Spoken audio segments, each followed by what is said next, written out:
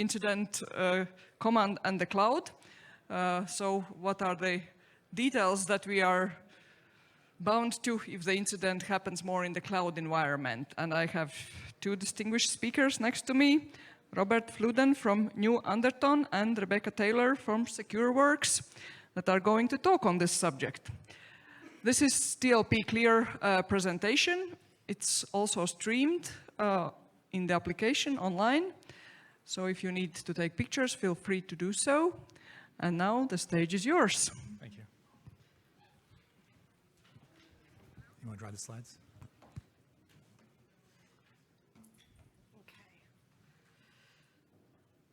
Hello, and welcome to our presentation, Incident Response in the Cloud. It's a real honor to be here with you today. And so to start with a quote, there are key aspects of cloud incident response which differentiate it from non-cloud incident response, notably governance, shared responsibility, and visibility. So this was said by the Cloud Security Alliance. As more organizations leverage the cloud for services including infrastructure and operations, it's more important than ever that they're prepared for the demands, threats, and responses which come with such an environment. There are differences between on-prem and cloud incident response, which is what we shall go through today. And so the agenda, we'll go through some background, moving into considerations for incident command in the cloud, with then some common practices and knowledge management techniques. And so by means of introduction, my name is Rebecca Taylor. I've been at Secureworks for 9 years. I've worked in a variety of roles, including business operations, incident command, and now I am a threat intelligence knowledge manager in the counter-threat unit. I live in London with my husband and my 2 children, and I'm a graduate of the University of Portsmouth, having studied English. And I'm Rob Floodeen, and I've been a partner at New Anderton for just under a year now, and I've worked with Rebecca in London for the past 7 or so years, off and on, with my family. I included this picture of the, I saw a mouse move all of a sudden, sorry, we must have been hacked. I included this picture of the red telephone booth in Big Ben because when people start talking about London, this is a common picture that's often taken by tourists. And so now that you've seen this picture, you're probably going to see this picture a lot more often. So I thought I'd include that up there and put that little eye worm in your brain. Going into background, what we want to talk about in this presentation for just the next couple of minutes. Next slide. When we talk about cloud, what is it we really mean? Standard default term is something like something as a service, right? So in this case, the standard default answer here is your infrastructure, your platform, and your software as a service. Next one, please. We also like to include functional as a service. So functions as a service. The reason we want to talk about this is that it's going to be moving more in that direction. So people are going to be programming apps, for example, and from an incident response point of view, function as a service is probably going to be the furthest away from your traditional on-prem cloud incident response incidents. So understanding the difference of how those two things fit together. Infrastructure as a service is probably going to be the closest to your on-prem. You're going to have availability to virtual machines, to virtual hard drives, to virtual memory, to artifact analysis within those systems. And then all the way over at the other side, function as a service, you're only going to have access to the code that's written by your programmers and by any type of activity or logs that they might have encoded within their code. So you're really not going to get much access to function as a service, and we're going to talk about that for just a brief second. An example, AWS Fargate will come up in the presentation here in a couple of slides. Next slide. And so to touch on some terminology that you might hear as part of this presentation, but that also you might hear when you are using the cloud. And so the first set is account, and this is the highest level of ownership and access controls. This is typically what you set up when you first purchase the cloud. And in there is your unique email, and then your organization's resources, services, and configurations that are tied obviously to that overarching organization. The next up, we have user, and that represents a person or an application. It represents you and I with our own individual name, individual credentials, and individual permissions granted and managed through identity access management.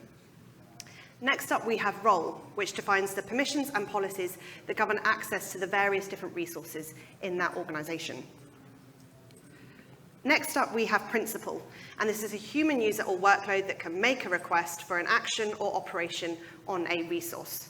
This is a form of security identity management, leveraging role-based access controls to manage actions and accessibility.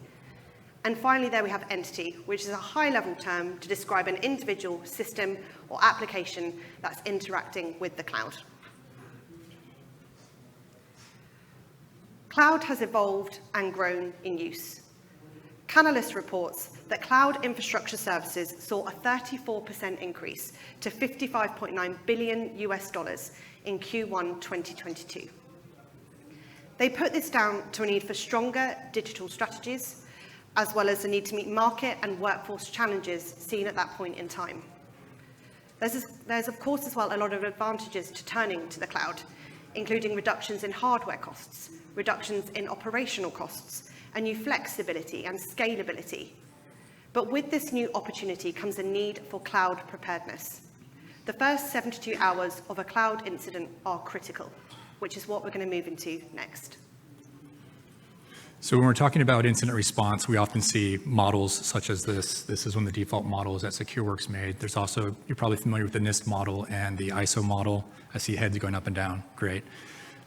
Similarly, incidents they never follow the outline of a model. But in this case, we wanted to organize our information in a specific way, and we want to talk about detect and investigate, and we want to start moving into remediate. So we have a long list of action items that we need to move through when we have an incident. How do we organize that information? We thought a great way to organize this information are some of your immediate actions. What are things that you should start working on right away?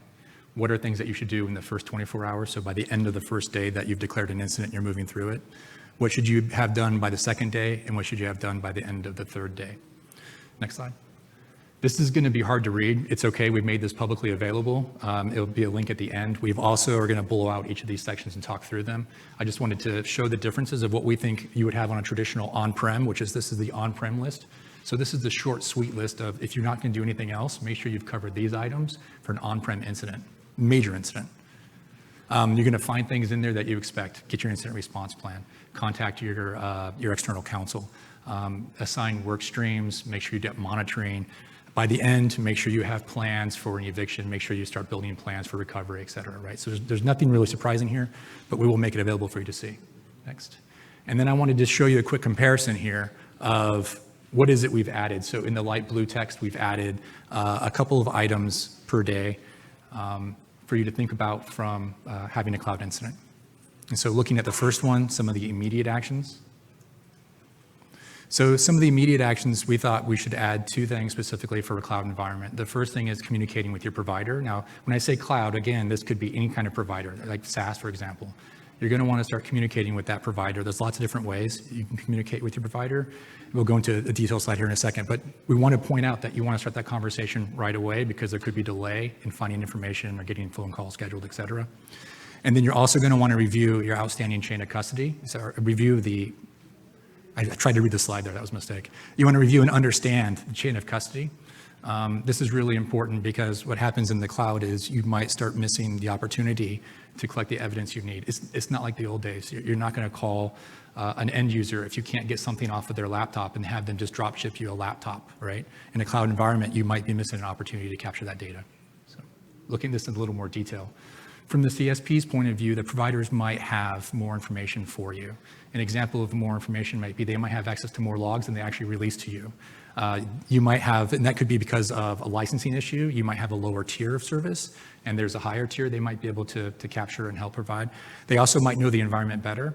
Further, they also might know what other customers are going through, and it could be similar, or it could be something that they've already seen and already remediated.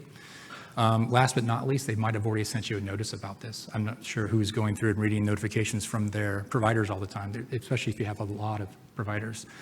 It could be that you have an abuse ticket sitting in your queue waiting for you to read about the thing you're trying to resolve. So getting in the right away and looking is really important. Next slide. And then we talk about chain of custody, or in this case, daisy chain of custody. So in the older days, maybe we take a hard drive, we image it, we slap it into a safe, make sure it's labeled with an asset tag, make sure there's a piece of paper that goes with it so we know who signed for it. In cloud, we can't really do that, right? We're not going to be getting our hands on it. I hope we're not getting our hands on some physical hardware, right? And so what you have to do is you have to add monitoring in here to your chain of custody. So you have to monitor that evidence to make sure that it still hasn't been messed with. And so what you might do is set up a clean account as an example, and then go through and do all of your response activities within that clean account. And then when everything is done and you locked it all down, you're going to have logs go to a secondary account. So you're going to be exporting your logs. That's the monitoring piece. So of course, daisy chain opens the question of how many of these do I have to set up? Because you can envision that if you have to export logs from one account to another account, maybe you should export logs from that account to a third account to a fourth account. The answer is no. You only really need to do it once. So set everything up, make sure you've locked it down, and then have those logs exported from that account to another trusted source. Next. And then looking at the first 24 hours, once you've understood how chain of custody should work, you then need to start getting to that environment and start working with that environment. And so that's the first bullet point up here, create and validate that secure space where you can do that work. Then you want to assign tasks to validate the logs that you need, and you also want to assign a task to validate the assumptions of those logs. There's a lot of different providers out there. A lot of different organizations are ramping up with everything that's XASS. Apparently I can't say ASS, XASS. So you have like your SAS, for example, and your PASS and all these. They're all going to have different logs. The interesting thing about some of these providers is they offer sub-services within their provider. Like a CSP, for example, might offer, say, 20, 30 different services, and they might all have different types of logging standards as these services have stood up over time, or have they purchased and added these services into their environment. So you're going to end up with some assumptions about logging that are probably going to be incorrect. And we've got a couple of examples we're going to walk through here, a couple of examples we're going to cover off here in the presentation. So who's gathering the logs? And then what are your assumptions about those logs are two key steps. And then you want to start talking to that CSP or that other source of provider, and that's that last bullet point here. So assign a point of contact to go and start talking to those to your providers and get those conversations started about licensing and cost as well. Next. So before we get into logging, we should talk about systems. I think of different systems as having different types of effects on what you're going to do from a logging point of view. I don't necessarily think of easy, medium, and hard, or easy, medium, and difficult. I think of like easy, medium, and different. Easy for us is if we're moving from an on-prem again to a cloud investigation. From an on-prem, easy is something like logging. If logging is not turned on before you have an incident, of course, you're not going to have logs before that incident. In a cloud environment, we know systems are ephemeral. That's pretty easy. But when you start talking about containers, you might not be able to actually turn logging on when that ephemeral system is deployed. So if you haven't declared logging prior to the deploy of the containers, the result might be you might not be able to get logs from that system. So you might have to kill that ephemeral system, turn on logging, and then redeploy the systems again, which you could lose all kinds of information. Medium would be data is a system. From a forensics point of view and from an incident response point of view, this means you're going to have a subject matter expert on hand, most likely, because we're seeing all these different types of data systems show up. What do I mean by data systems? So warehouse, data lakes, security lakes, et cetera. So all these types of data storage as a system has been coming online for a few years now, and who knows what the next one's going to be. And it's not relevant or necessarily capable of your forensic response team to know every single possible one of these and how to deal and work with them. And it's not going to necessarily be logs. It might be actual information from that data system itself. So they might not be able to go to the underlying provider, for example, and look at audit logs. You might have to get an SME to go into the system itself and start pulling out useful information to help them. So this is where the SMEs are going to have to help the forensic and the incident response team really come forward. And then different. AWS Fargate is a great example of different here. If you're just using AWS Fargate, the only access you're really going to have is a /proc directory, right? And so that's different from doing an on-prem where you can go put your hands on the system and touch it, take it, look at the memory, look at the hard drive, do some queries against it at scale.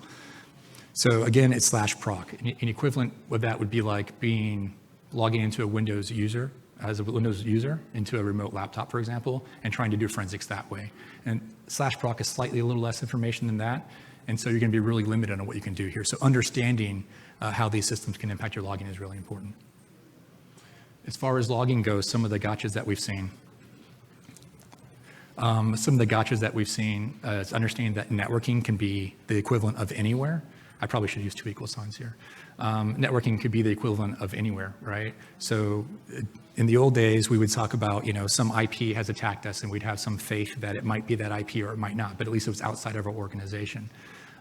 In these types of environments, you're not going to necessarily see that. A threat actor can jump in and start deploying systems within it. And so if you're looking at the source IP or dest IP, and there's a surprise there as well if you've not done one of these before, If you start looking at source IP and dest IP, that might not be the system you think it is. And that's within your own cloud environment, within your own 10 system. So it's a little bit harder on an on-prem for someone to break into your server farm and install a server and get past NAC and start moving through the 10 space, right? So here it's a little bit easier. And that drives endpoint ID to be a little more valuable than source IP or destination source IP, actually. Also looking at that trust between your CSPs. So you set up critical system X in one environment, and you want to make sure that critical system Y from another environment, so another provider, can get into it. So you use this neat thing they have called authenticated users. And you think, wow, this is really great. My authenticated users from X is going to be able to talk to my authenticated systems from Y. Well, the reality of it is authenticated users. How many people know what I'm talking about right now? How many people have seen the authenticated users issue? Okay, because there's a capture the flag challenge on this. Okay, so everyone thinks that my users are authenticated in one environment will be able to just automatically be detected and allowed into my other environment. Well, the reality of it is it's any authenticated user from that environment, not just my users, but any user that's authenticated can actually log in and get to my system. So what I thought was an internal network, I've now done two kind of crazy things, right? I've now set up the system so that it's accessible from the outside of my environment. And I've set it up so that any person with an authenticated account, or anything with an authenticated account, as you mentioned earlier in definitions, anything with an authenticated account can come and get to my critical systems. So I've just opened up my entire network.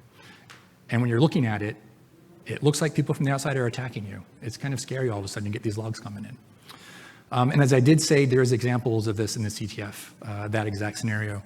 And then peered accounts do not equal the same as being inside the same account. And that's kind of important to understand because we saw VPC starting to set up with 2018, 2019. I can create a single infrastructure in one region and I can share it across all other regions by having these peered accounts. It's really awesome. So I don't have to build the same internal infrastructure every time, right? When you're going to a case and you're looking at this, you want to understand why you're looking at these logs and what logs you need to look at, who owns that infrastructure, what accounts are coming across, how are these roles different than that roles, et cetera. Next slide. And then why all of a sudden are we looking at 4 tuples of IPs instead of 2 tuples of IPs? So if you think about how that works, just trying to keep it real brief, if you think about how that works, you're talking about NAT gateways. And so going from one environment to another environment, you're going to have that NAT. And we know that from on-prem, right? So everyone knows that 10.IP address in private space over here at company X can go through the internet and somehow get to 10 IP inside space in some other company, right? We can set that up. Everyone knows this, right? So in cloud environments, they have a similar way of doing that. And you're looking at these IP addresses and these 4 tuples here. And I wanted to bring this up as a specific example, because if you go in and say, give me a source IP or dest IP, you might not be getting the source IP or dest IP you think you're getting. You might end up with a NAT gateway. And that's kind of an interesting thing to understand. So in the example of the log here, taken right from the AWS page, in the example of the log here, the IPs are the same. It's just because that's the way the log rolled out. But you could see that source and dest address are actually going to be your network gateway address. And it's actually your packet source, and your packet dest might be the new IP addresses that you're looking for. So that could be one change that you might not be aware of that could be coming along down your way. There's a lot talking. Oh yeah, and as mentioned earlier, CSPs have a lot of unique services within their own environment, and understanding all the logs and how they work together, as well as comparing through the different services together could be key. So looking from within one environment, and even within that same environment, there could be 4 or 5 different services that you're running, and you're collecting those logs in different ways. A good example is you might be sending some logs, next slide. Yeah, a good example is you might be sending some logs for your S3 bucket to log level activity to the S3 bucket. Another example is you could be sending some of those to CloudTrail. So some of the same logs could give some different information about the exact same thing going to different sources. Timing is important when you're dealing with these investigations as well. Timing is what I would define as aggregation of the information, processing it, and then publishing it. So this isn't uncommon to us, right?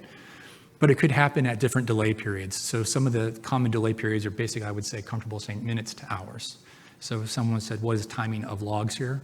In these types of environments, I would say somewhere between minutes and hours. But there are some gotchas, like for example, if you wanted to use AWS Detective, you need to have 48 hours of guard duty, right? So some things you gotta pay attention to and your assumptions of what you're gonna go do. And then secondary reuse is another gotcha that I've seen that gets people sometimes. What happens is you're exporting your logs someplace, and they're being collected and they're being stored in a certain way. So all my logs for the past hour come in, I process them, I save them for the past hour. Well, If there's a natural 2 or 3 hour delay from where the source, they're going to be saved from when they came in, right? Depending, they're going to be saved from when they came in. And so what's going to happen is if you're looking for something at the end of a natural break, say the end of a day, you might actually miss it if you only look for that day. You need to extend to the next day because the logs you're looking for might actually come in at the next few hours of the next day. I've seen that happen before too. Briefly on licensing, you want to have those conversations. The issues you can have is you might not have the logs, so you need to increase your licensing. You also might be going through a partner for licensing, and what's that look like during an emergency? If you need more licenses for something during the incident, how do you get them? Can you get them at 3 a.m.? How long does it take to get them? How much are they going to cost? Speaking of costs, next slide. It all depends, right? That's why one of the first actions is to get a hold of your technical account manager, start having that conversation with your different providers. What are these costs going to be for this incident? How much is this going to cost? But I wanted to provide and leave you guys with just one simple example of cost breakdown. AWS offers this automated forensic orchestrator, and you can go to their site, you can deploy all this, and they estimate that running it at about 50% on about 512 gigs for a month will cost about $235. So this isn't an outrageous amount, but it is an amount. So the idea behind cost is be aware what they are. They're difficult to understand. Providers are getting better at helping you with costs. I think we started seeing about 4 years ago, aggregation of costs and dashboards. So before 4 years ago, it was even harder. I'm going over 48 hours. And so by 48 hours, a lot of this list is going to be familiar to this audience, including documenting known knowns and having materials for forensic analysis. The key milestones, though, that we must reach by 48 hours is 1, to have a depth and breadth of visibility. So that's our monitoring. And 2, to have strong communication in place. So more on communication shortly. These 2 blue bulleted items here play to that visibility task in the cloud. The first set is monitoring of things like our API, our apps, and our roles. The goal here is to understand what is business as usual, what's performing as we expect, versus what's not performing as we would expect, what could be concerning activity. 2 specifically I want to call out here are hijacked IPs and new and modified virtual private clouds. Any changes, such as to our IPs, to our cloud environment, should be captured via our change management processes and our change logs. And so if they're not there, it could be a sign of threat actor maliciousness. It could just be bad behavior. And so regardless, it needs to be looked into. This then ties into our tickets and keeping an eye on abuse notifications. This, tied with that monitoring task, will help sculpt our plans and our next steps as part of our incident response efforts. So to touch on communication, by 48 hours, it should be strong and robust. The first one I want to talk to here is communication plans. They need to be tested, documented, accessible, and created ahead of time. They can include things like names, roles, locations, and escalation pathways. If we're talking about the cloud, it can also include cloud-specific contacts, contract information, SMEs, and SLAs. This then ties into work streams. At Secureworks, we leverage Microsoft Teams to create an overarching group for an incident, and then we have individual channels for different work streams within. This is to create a safe space to communicate and work. Work streams could be general incident response. It could be forensics, PR, legal, even bringing your cloud vendor and cloud SMEs into those conversations. By leveraging work streams, you allow information to be more searchable and better define the roles and responsibilities of those within those work streams, allowing for better focus. The beautiful thing about communication is so much of it can be done ahead of time. If we consider tempo and SLAs, an example would be that different cloud providers have different SLAs for different types of logs. So if we have those communications before an incident, we understand those SLAs, we build them into our incident response planning, we can be better equipped for when that incident hits. I want to touch here briefly then on templates. If we've had those conversations, we know what that cloud provider needs to be able to provide your logs, you could build that into a template so when that incident happens, you're quicker off the mark. Another one to talk to is legal and governance. If we consider what data is kept where, data residency concerns, any laws and notifications we are bound by ahead of an incident with our legal teams, again, we can be better prepared for those conversations. And finally, to throw it out there, to consider our cyber insurers, understanding their reporting requirements. Any cloud coverage you have, including any spend restrictions, can help shape your incident response experiences. And so by 72 hours, our communication plan and work streams should be in full swing. We should be talking about containment, eviction, recovery plans, all very similar across on-prem and cloud incidents. The one here specifically for the cloud that's highlighted in blue is account, user policies, and credentials validated. So this is a validation of what us as an organization have set up, our organizational truth versus what is actually there.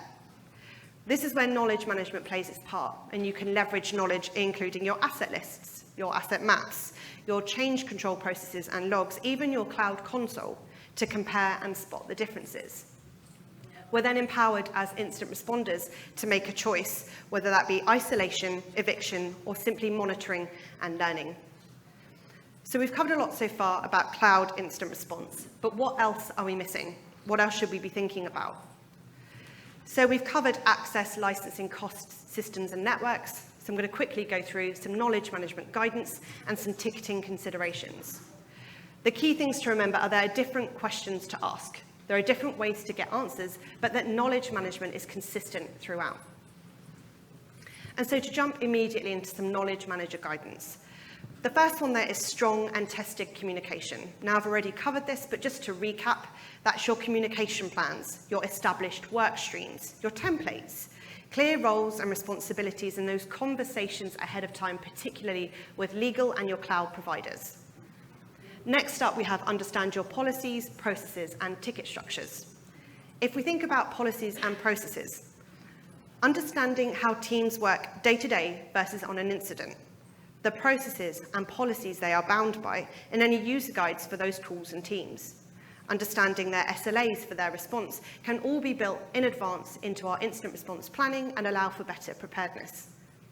If we consider ticket structures, understanding how they look, feel, what they include, do they meet your needs, who's using them, and do they even understand them, are key. Under here, we can also consider licenses, agreements, partner relationships. Having that good depth and breadth of understanding before an incident will speed up your ability to respond. Finally, then, know your costs. Understand your response costs, your organizational limits, your forensic priorities if you have to make that choice, and gain pre-approvals where you can to aid up and speed up your decision-making. Next, we have cloud mapping and assets. You must understand what your cloud infrastructure looks like, what data or business dependencies are where, what entities you have accounted for, and their permissions, and as much information as possible on your assets and user base. This is important on so many IR levels. It connects into governance, compliance, business continuity planning, incident response planning, monitoring, basic best practice. It's simple but key to effective incident response and knowledge management. And finally there, understand your templates and displays. Now, I've already touched on templates, but so much can be done in advance for triggering off conversations, requests, capturing forensic information, and managing the flow of knowledge through your incident. I encourage you all to think about what templates you could use. And display means the tools you use, your cloud console, your monitoring dashboards, your SIEM, your log analysis platforms. Understand your displays, how to navigate and find what you need, and add any personalizations or reasonable adjustments ahead of an incident. Ooh. Okay. Done early.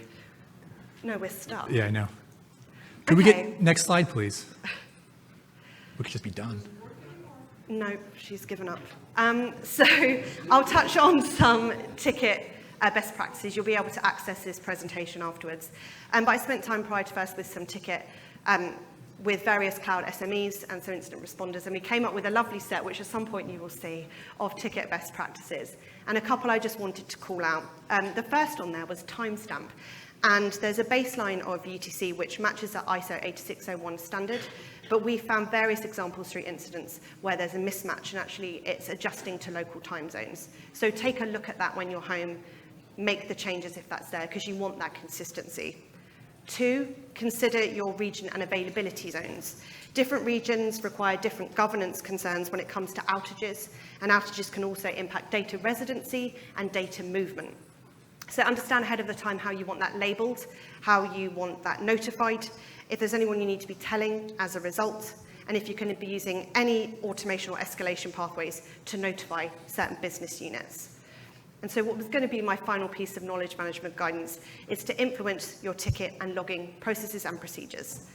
Think about how such important knowledge should be collected, logged, who should be notified, who is accountable, how's that information kept, how's it classified, and that should be tested and robustly documented in strong processes and procedures. Get comfortable with your SIEM and your log analysis platforms, and put pressure on your cloud provider to support your ticket and log needs, particularly if you do need reasonable adjustments. And all of that can be done ahead of an incident. And so at that point, we will wrap up. So in conclusion, we have a nice QR code that's going to appear on the screen at some point. And what Rebecca and I did is we created a couple artifacts for you guys to use. So not only this table, but other tables that you guys can use during an incident. And the key takeaway from us, besides that, those artifacts, is that you're going to have to learn as you go through one of these because things are constantly changing. So have the list of the items that are prioritized, get them moving. You notice that some of the items that we assigned out or tasks that we said you should assign this task are things about learning how to do something, right? Verify, validate, talk to your CSP, et cetera. So learning during a major incident is a key piece. Make sure you allocate that time and the people and those resources. We hope you guys enjoyed it. If you have any questions, please find us afterwards. Thank you. Well, thank you.